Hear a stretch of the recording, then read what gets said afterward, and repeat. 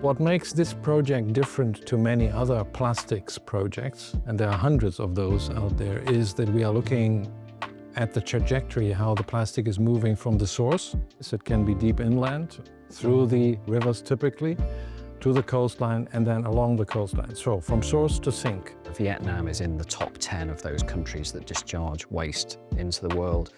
And I've seen other estimates that 4% of the plastic in the world's oceans is sourced from Vietnam. So we found that the fishermen, especially the nearshore fisher, are the one who got impacted the most.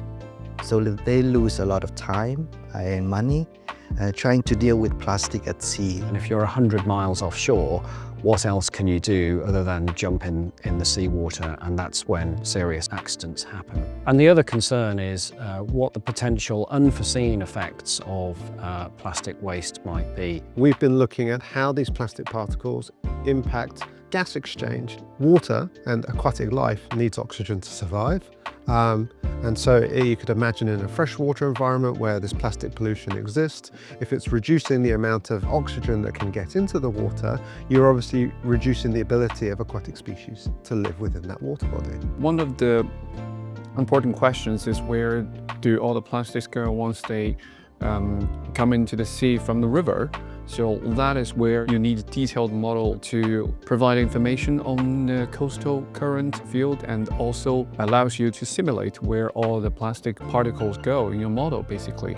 And that will tells you very rich, detailed information of their fate and pathways in the ocean. It shows how we can use hard science models, science that typically is very inaccessible to farmers, fishermen, children, local communities, and we can use that together with community engagement, together with social science methods. We can intercept these plastic waste early on. What is key is, of course, that we engage younger people.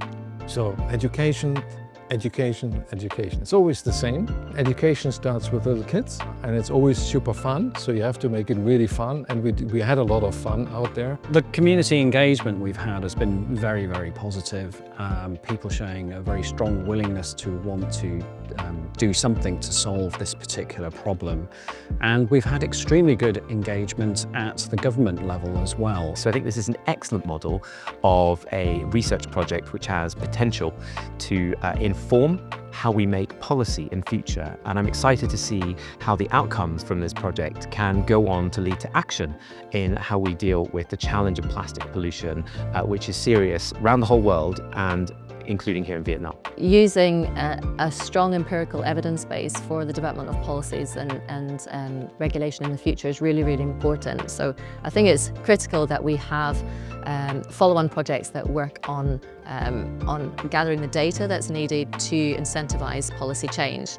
So I think for us, looking forward to the future, we would hope very much to continue our collaborative research with the Vietnamese team. I think though in the future we might want to look at solutions such as nature-based solutions using natural systems and organisms like filter feeding bivalves, but we think need to turn our attention to trying to understand what the potential health consequences of these microplastics may be for people who come into contact with them.